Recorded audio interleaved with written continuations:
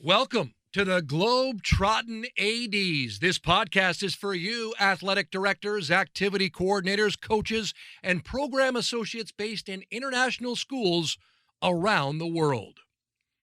The Globetrottin ADs is proudly hosted by Nick DeForest from the American International School Vienna and Matt Fleming from the American International School of Budapest. Here they are now, Nick and Matt and the Globetrottin ADs. Hey everybody, this is Matt Fleming from American School of Budapest, and welcome to this week's episode of the Globetrottin ADs. So we're going to do a special episode today. We'll give you some details about. We don't have a guest today.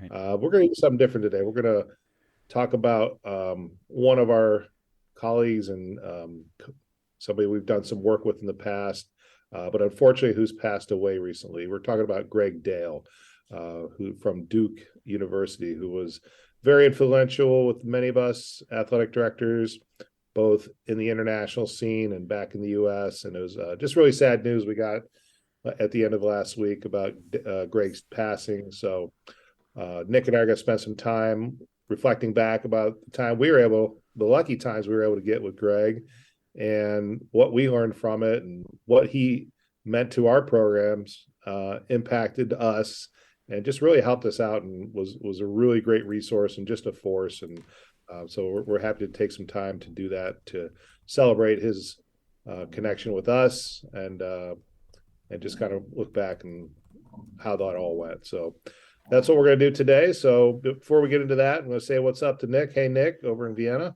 Yeah, hey, Matt. Hey, thanks for that big intro. I guess you'd have to call him a friend, right? Yeah. Colleague. But funny, when talking about this episode, it's someone we haven't met in person, but we feel like we've known for a while and built this relationship with, but never actually, in these COVID times, been in the same room. Correct. Yeah. And, it's a first, like, that you feel that impact though, as if you knew him personally, right? Right. Because we had such good conversations with him, like real conversations, but stuff that really lined up with what we're trying to promote and get across. And he was just a gem of a resource for us, right? So it's like that connection was I would say something we hit it off right away, and friendly and collegial, and he was just always willing to help, which was great. So, but that made it easy for us to form that connection, I think. Yeah, exactly. And it's someone that Kirby Boychuk has had over to the Triple IAC conference a few times, and as we went online, he said, "Hey, you got to reach out to Greg for different conferences for the podcast. He'll be great. He'll do anything you want," and he really did. So, yeah, for sure. Yeah, right. And thanks for putting that shout out to Kirby, because he was definitely one of the conduits for us to make those connections. So, and I know Kirby for sure will be feeling the exact same in terms of missing a great colleague and a resource for professional development and coaching leadership. Right. And maybe people out there who are listening don't know Greg Dale, and he was a director of sports psychology and leadership for the University of Duke Athletics, and he was a teacher. He taught courses there. Was a teacher in other places in Texas where he grew up before moving to Duke. And he was just that great, coach side, but he'd work with coaches, with kids, with administrators, with teachers. I think he had something for everybody, right? All levels, up to the professional ranks, Division I, high level elite athletics. He was working with those guys too, but also down to the lower ranks, middle school, level, youth sports, international ADs. Yeah. It didn't matter. He was just, that's what made him so cool. It didn't matter. He just, if you wanted some help and you lined up with his thinking, right, door was wide open. That was great. Yeah. And thinking about it, not meeting him in person, but when you're Zooming with somebody, like I'm looking into your living room there behind you, and you know my basement, even though you have been in here in person. But I saw the inside of his living room, his bedroom, his office. We met one time he was sitting in the gym saw that in the back. So you get to know sometimes even more about people, when you're Yeah, in I video think one calls. time it was beach out, or they were at the beach on a vacation. Right. Yeah, that's true too. It was all wood, Yeah. and behind, yeah. Right. So again, didn't matter. He was just there to assist Right. Right. So anytime. we're just chatting now a little bit about Greg and have a bit more. Matt, I want to hear about him coming over to Budapest or the chance. But then after that, I've picked out 4 clips. He did 4 different things with us that were online. One was a podcast, of course. So I picked out a good clip from the podcast. Then he did the summer conference series both days. So there's 2 different workshops for coaches and ADs there that I'll share some clips from. And then the last thing he did was the Student Athlete Leadership Conference. He was the keynote where he did a session for student athletes. So all kind of different things and some great little nuggets. I think what I picked out those sections. So each one is maybe 3 to 5 minutes long with a little interlude in between. So I think as we just reflect a little bit now, some good valuable points coming out of those things for anybody who knew Greg or didn't hear his name until just now. Yeah. Yeah. Good stuff. Yeah, I think in watching through all those clips today to see what I wanted to share, I realized that the summer conference series, he jumped on with us in the morning, his morning, pretty early. And then that afternoon, he was the keynote or one of the main speakers for the NFHS Student Leadership Conference, which was online, but had about 2,000 student athletes across the U.S. take part. And a few hours later, he was on with us, and there was about 12 people live. It really didn't matter, right, for him who the audience was. He wanted to share. He wanted to impact people. He got up early on a really big day for him to chat with us before, and that just shows what kind of a guy he was. And I'm sure the message was the same, right? Yeah. Just about being the best you can be and how to get there. And so many good nuggets he passed on that. I still like to drop them when the time's appropriate when talking to kids, and lots of good stuff we can always still take from them. Right. And you were I mentioned you were trying to get him over to Budapest, right, for the CISA conference and then some other things. Yeah, well, originally we had reached out to him last spring, possibly to come over to be the keynote for our graduation, but unfortunately it didn't work out. And then we had talked about also had not worked, of course, obviously not worked into planning anything yet, but when you thought about organizing conferences, when you thought about doing something special and bringing somebody in who could really add some solid credibility to your program, Greg was at the top of my list, right? So it's unfortunate. I didn't know that he was ill, of course. And it was shocking to hear. Of course, we weren't in touch with each other on a regular basis, so you probably wouldn't know that. But to know that he's that young as well, only 60 and passing, that was a shock. And so it's a shame it didn't work out, of course, and we'll just have to see what we can do. But we surely wouldn't be able to replace him, but let's see what we can do for the future in terms of keynotes and somebody like that. Sure, and I guess some people did know, right?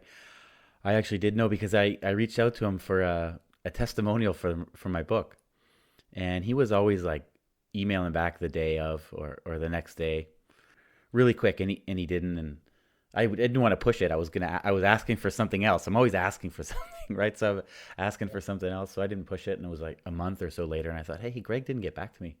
That's weird. So I hit him up again and said, hey, maybe you missed this, Greg.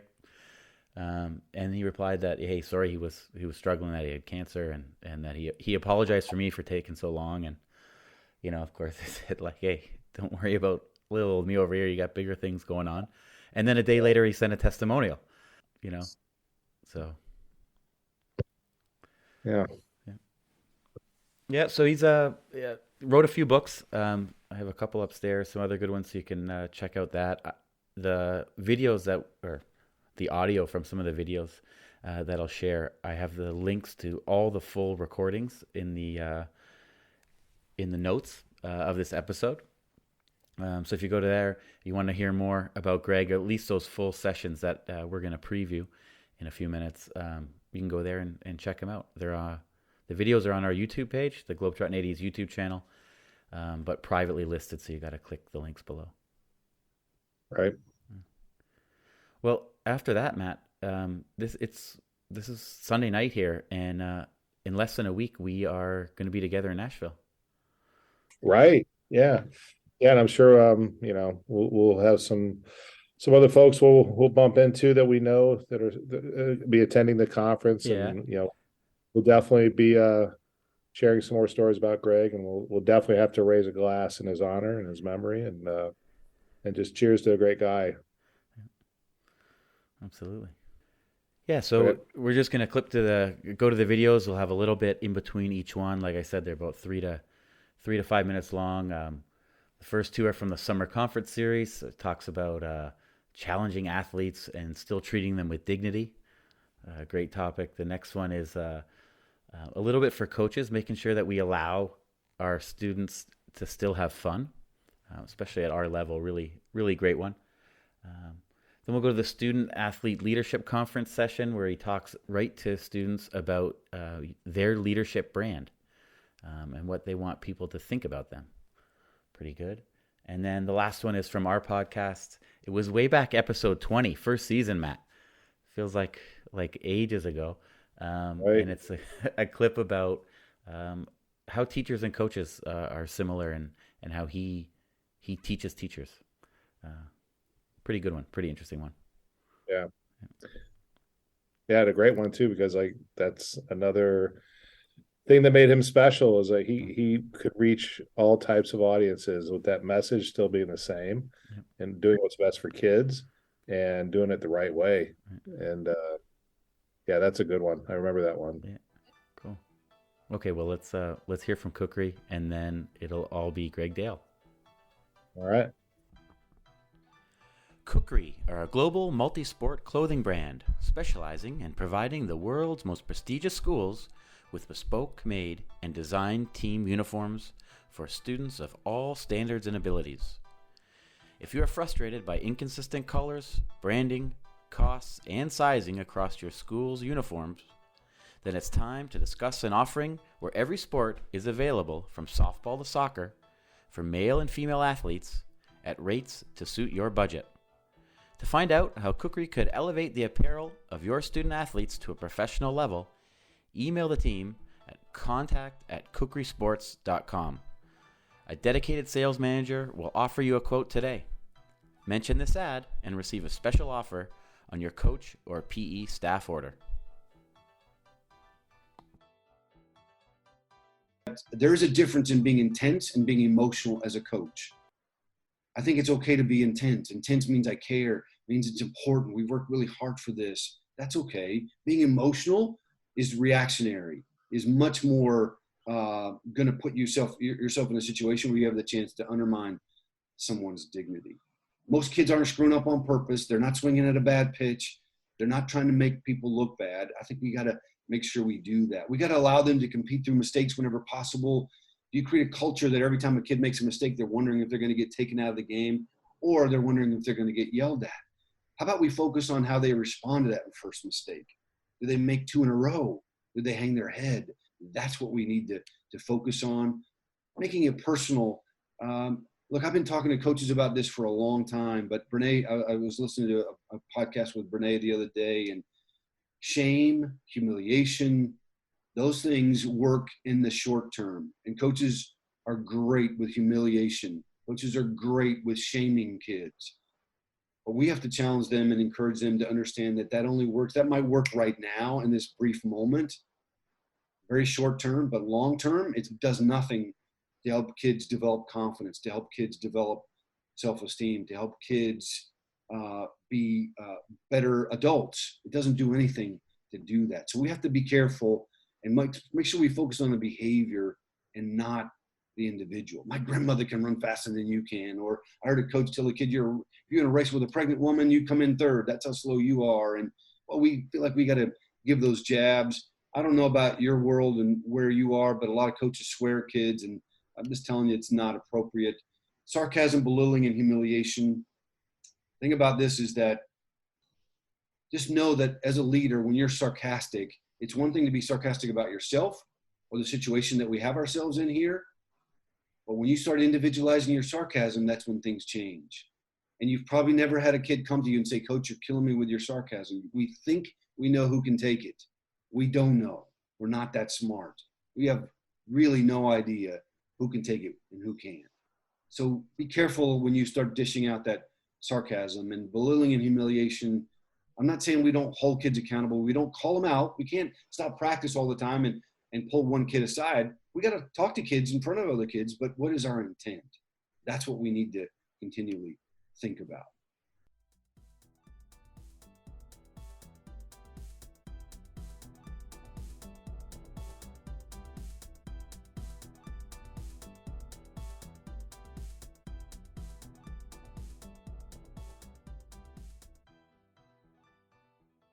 These areas. So let's start off with this. I think the first thing I'm going to say is that it's important that your student athletes are having fun, and can they look at your sport and their time with you as their sanctuary away from everything else. Look, many of you are at schools where academically these kids are really challenged and they are stressed to the max. The overwhelming majority of the kids that you coach are not going to be college or do their sport in college and not going to be professional athletes. And many of them aren't going to be coaches like you. So they do their sports for lots of different reasons. And I know that most of you know that, but sometimes we need to be reminded of that.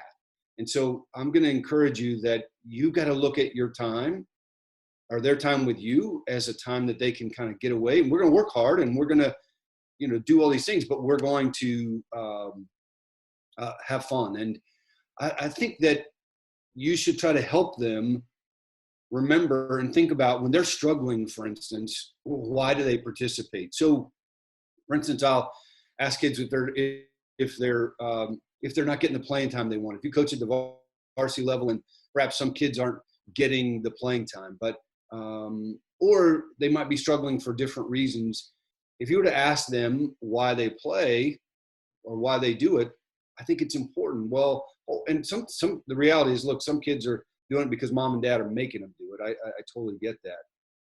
But for many of them, it's because I like being with my teammates. I like being with my friends. I like to do something that keeps me in shape. It gives me structure. It gives me an opportunity to escape. And those are things that they need to continually be reminded of, and they need to try to do. And again, if it's around playing time, they ultimately don't have control over that. So what do they have control over? I'll talk a little bit more about that. And then from a coaching standpoint, I think it's important to allow them to enjoy all the wins, even the ugly ones, even the ones that weren't great.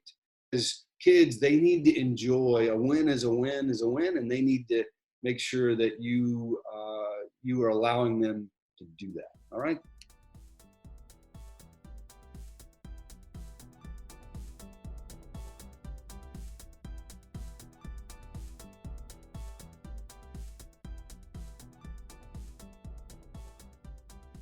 One of the things that I do with our student athletes here at Duke is we really spend a lot of time getting you to think a little bit about yourself and who you are and what's important to you. And one of the things that we spent some time on is your leadership brand. I don't know if you guys have spent any time on that, but your brand, here's what Jeff Bezos, the founder of Amazon, here's what he says your brand is. It's what people say about you when you're not in the room. So how about your coaches or your faculty advisors, whatever group that you might be involved in? If I were to say your name, what might they say about you?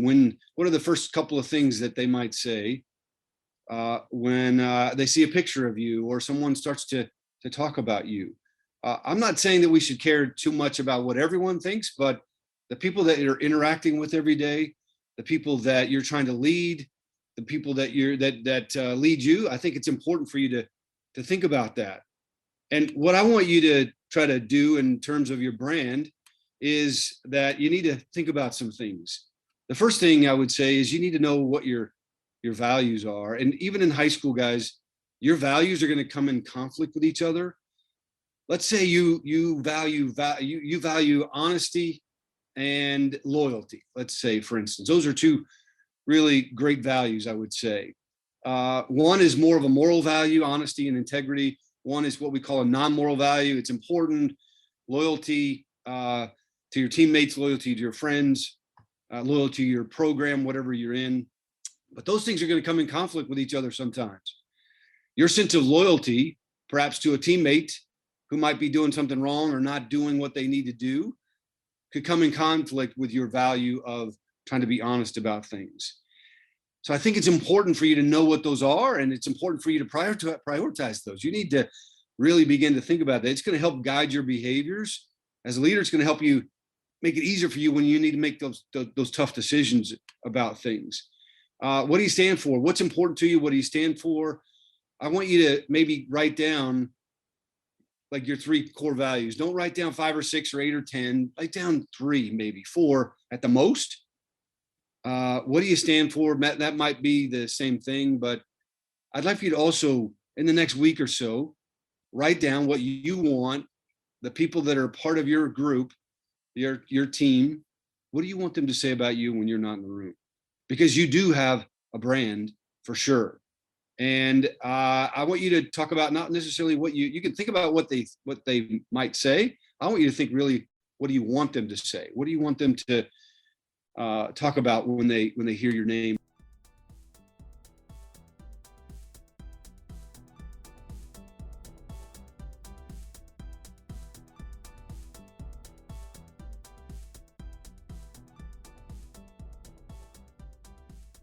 I spent some time with everyone. I do leadership training.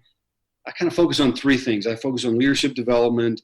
I focus on culture. Mm-hmm. There's a great saying that culture will eat strategy for lunch every day, and I think it'll eat it for breakfast and dinner and everything else. And so, and then I focus on obviously performance and the psychology of performance. And I would argue that those principles apply to all aspects of life, whether you're an attorney, you're a physician, you are a corporate executive working with a team, or you're a high school coach, or you're a captain, or you're a parent of an athlete. Those things apply. And so when I go to schools, I really like to work with all the groups. I like to do work with the admin team, so doing leadership training and team dynamics with them, working with coaches on the art of coaching and their credibility as coaches, work with them on the psychology of coaching and how to help their athletes develop their mental skills. I work with teachers and try to help teachers with their helping them understand that the culture in their classroom is a reflection on them and their leadership in that situation. So how do they do that, work with kids and then work with parents? So when I go, I get to spend time with everyone, and it's been a great experience, and I've gotten a lot of great feedback from doing that. That's great. Do they, because as an athlete and an AD, I see that all those things are related. Like you said, like how a teacher runs a class, it's like how a coach runs a practice, and there's all these similarities. But I find that a lot of teachers that don't coach or aren't athletes, they can't realize that. They think it's 2 totally different worlds. And, I've had some conversations in that area. When you go work with teachers, do you feel that, or something? Hey, this guy's an athlete. He's a sports guy. Get him out of here. Yes. Oh, absolutely. So I've learned to play up the fact that I'm a professor, right? Yeah. And I used to teach. I play up that piece of it. I don't talk about basketball with them, or I don't talk about, you got to know your audience, right? So, and I know it probably feels like I'm doing a plug, but the last book I did was a fiction written for teachers, because I do have a passion for teaching, and it's a story about an experienced teacher who's mentoring a brand new teacher first year, and just kind of about the seasons of life that teachers go through, and really try to help them understand that the classroom, there is a culture within the classroom, and that they have an impact on that. We talk about relationships. Is it important? So like I'll do a debate with them, and one of the statements I'll make is, in order to be a great teacher, it's important that your students like you. You choose a side of the room. Do you agree or disagree with that? And it's really interesting, because I can take that exact same statement and say, in order to be a great coach, it's important that your student athletes like you. Right. So I totally downplay the athletic piece of it and really up the ante on the teaching part of it, because I am a teacher, and I do think there's no question that coaches can learn some things from teachers, because we say it's our classroom all the time, right? And we say that, so we can learn from some of the best teachers, but I would also say teachers can absolutely learn from some of the better coaches. And more often than not, it's more challenging to get teachers to buy into that than coaches to buy into the other piece of it.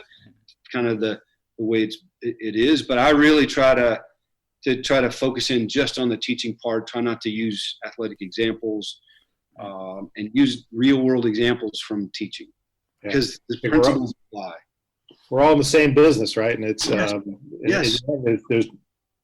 We're all doing the same thing and working towards the same thing, which is making kids better and giving them a quality educational experience. So, yes. It's hard, folks, I think, to kind of take those blinders down or those barriers down when they're so focused on what they do in a school or within the culture of the school. So finding strategies and helping to bring those barriers down a little bit, I think, could be really helpful for a school. Yeah, I think so. And like the math department at a school, there's usually a head of the math department or a chair, whatever you might call it. And how is that person who was great in math and is very good gets elevated into a leadership position?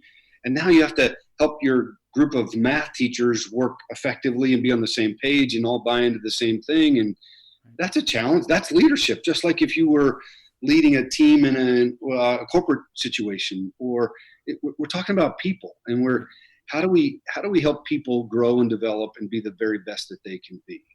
And so, again, same kinds of things apply that you might apply to coaches, apply in the classroom, working with other adults as well.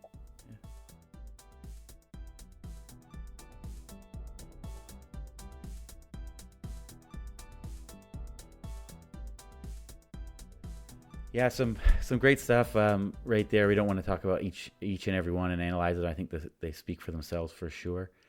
And as I mentioned before, if you want the full audio and or video of those things, then in the show notes, they're all linked. Right there for you.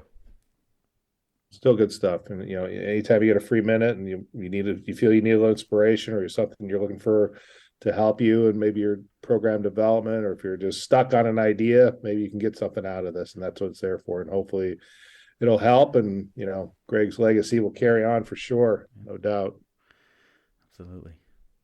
Yeah, so, and we had mentioned we're going to be in Nashville this week, so we're going to be bumping in some folks who also knew Greg, and we'll have a little report from there as well. And on a positive here, right? We're positive was we'll be talking to some of our old colleagues, maybe some new folks as well. Just a little recap of how our time in Nashville for the NIAAA conference was going, and stay tuned for that. It'll be a lot of fun, and looking forward to it. We're actually on the same flight, right? You, Dave, and I. Right. Well, one of the flights we each have 3, right? But on the last flight, we're all together, and then can share an Uber to the Airbnb. That's right. We're going to streamline it. But I love those hook connections, meeting up in the airport. Not the first time I've done this, but and hopefully not the last. It's always a good time. Absolutely. Okay. Welcome to my. All right. Well, thanks for hanging with us for this kind of special memorial celebration episode of our friend Greg. Yeah, and we might also just want to mention, in case anybody's wondering, in lieu of flowers, the family requests with gratitude that contribution in Greg's memory be directed to the Greg Dale Leadership Academy, which supports student athletes at Duke University. So that'll also be linked in to this episode's notes. So just check that if you can. Until next week, this has been another episode of the Globetrottin ADs.